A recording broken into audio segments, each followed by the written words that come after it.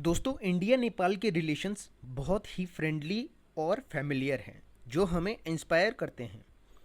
इन दो नेशंस के बीच historical ties हैं।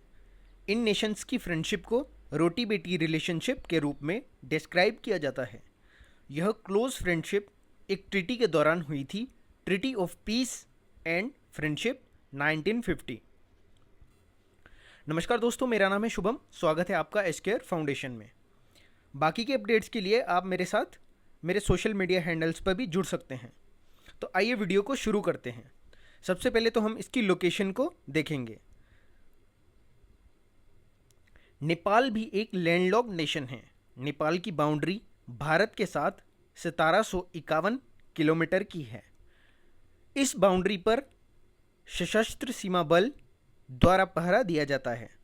इंडिया के कुछ स्टेट्स बिहार, सिक्किम, उत्तराखंड, उत्तर प्रदेश एंड वेस्ट बंगाल नेपाल के बॉर्डर से टच करते हैं।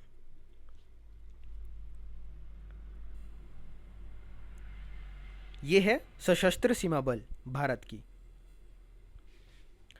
अब हम बात करेंगे पिलर ऑफ कॉपरेशन। तो सबसे पहला है डिफेंस। भारत नेपाल आर्मी को लेटेस्ट वेपन सप्लाई करता है।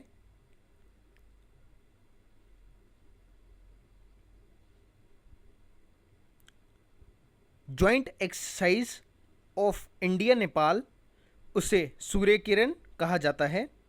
और तो और बहुत से नेपालीज इंडियन आर्मी की गोरखा रेजिमेंट में सर्व कर रहे हैं। भारत और नेपाल कई ऑर्गेनाइजेशन के सदस्य भी हैं, जैसे सार्क, बिम्स्टेक, सारसेक एटसेट्रा।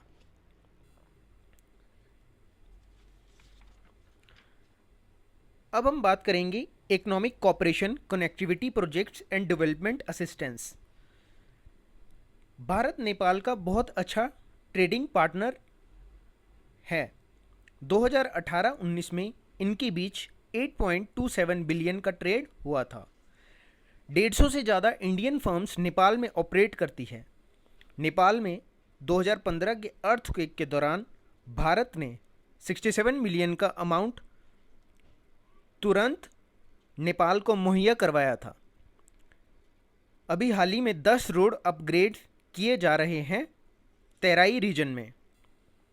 कुछ रेलवे प्रोजेक्ट्स जो कि जोगबानी, बीरतनगर, जयनगर, बारबीदास भी बनाए जा रहे हैं। नेक्स्ट आ जाता है एनर्जी कॉपरेशन। दोस्तों, भारत और नेपाल में 2014 में एक एग्रीमेंट हुआ था, electric power trade, cross border transmission, interconnection and grid connectivity, जिसमें बॉर्डर के आर पार पावर ट्रेड को मजबूत किया गया था। प्रेजेंट टाइम में भारत नेपाल को 600 मेगावाट पावर सप्लाई करता है। 2019 में पहले पेट्रोलियम लाइन को शुरू किया गया, मोतीहारी इन इंडिया और अमलेखगंज इन नेपाल के बीच में। अब हम बात करेंगे कल्चरल रिलेशंस की। रोटी बेटी रिलेशनशिप, इन दो नेशंस का रिश्ता सिविलाइजेशन और हिस्टोरिकल टाइज से निर्भर है, जिसे नाम दिया गया है रोटी बेटी रिलेशनशिप। जैसा कि आप सभी जानते हैं, बहुत से नेपालीज इंडिया में काम करने के लिए आते हैं। बहुत से नेपालीज हमारी आर्मी में भी शामिल हैं। सेकेंड आ जाता है बुद्धिज़्म। दोस्तों, आपको पता है लुम्बिनी जो नेपाल में है वो लॉर्ड बुद्धा का बर्थ प्लेस है, जिन्होंने अपनी जिंदगी को ज़्यादा समय भारत में गुजारा है। आपको पता होगा बुद्धा ने अपना पहला लेक्चर सारनाथ में दिया था, जो भारत का हिस्सा है। दोनों देशों के नागरिक पिलग्रिमेज पर्पस के लिए भी विजिट करते हैं एक दूसरे नेशन में। अब हम बात करेंगे कुछ इश्यूज और चैलेंजेस की। सबसे पहला आ जाता है नेपाल्स पॉलिटिकल इंस्टेबिलिटी। अभी तक हमने देखा है कि नेपाल में पॉलिटिकल इंस्टेबिलिटी बहुत थी, including monarch rule in Nepal till 2007। इस इंस्टेबिलिटी को देखते हुए नेपाल ने 2015 में संविधान को अडॉप्ट किया। यह कंट्री संविधान को लागू करने वाली सबसे लेटेस्ट कंट्री है। कॉन्स्टिट्यूशन को अडॉप्ट करने के बावजूद भी वहाँ इंस्टेबिलिटी देखने को मिली है, जो भारत के लिए एक कंसर्न है। दूसरा है चेंजिंग नेचर ऑफ रिलेशनशिप। जैसे कि आपको पता है, दोनों कंट्रीज के लोग एक दूसरे नेशन में आसानी से आ जा सकते हैं विदाउट पासपोर्ट वीज़ा के, जिसका गलत फ़ायदा उठाया जा रहा है थर्ड पार्टी एजेंट्स द्वारा नेपाल की मदद से, जो इंडिया में क्रिमिनल एक्टिविटीज़ का कारण बन रही है। इन एक्टिविटीज़ को पाकिस्तान द्वारा स्पॉन्सर्ड किया जाता है using fake Indian currency notes, smuggle arms, drugs, और यह रिपोर्ट यूएस स्टेट डिपार्टमेंट द्वारा बनाई गई है। तीसरा आ जाता है सिक्योरिटी एंड बॉर्डर डिस्प्यूट।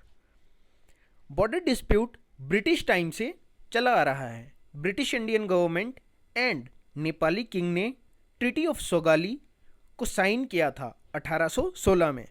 इस ट्रीटी के बाद नेपाल ने सिक्किम, कुमाऊं गढ़वाल और वेस्टर्न तेराई को खो दिया था।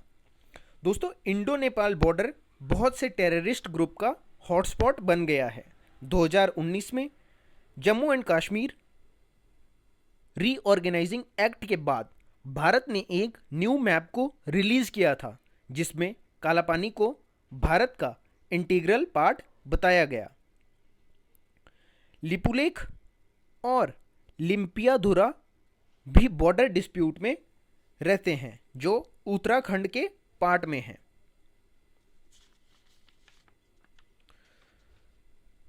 दोस्तों, चाइनीज की economic, military and strategic engagement Nepal में बढ़ती जा रही है, जो इंडिया को अनकंफर्टेबल कर रही है। नेपाल ने चाइना के one belt one road initiative को भी 2017 में ज्वाइन किया था। यह है one belt one road initiative. अंत में आपके लिए question, discuss the importance of Nepal in India's strategic radar, also highlight the key challenges. आप कमेंट सेक्शन में आंसर कर सकते हैं। मिलते हैं नेक्स्ट वीडियो में। जय हिंद, जय भारत।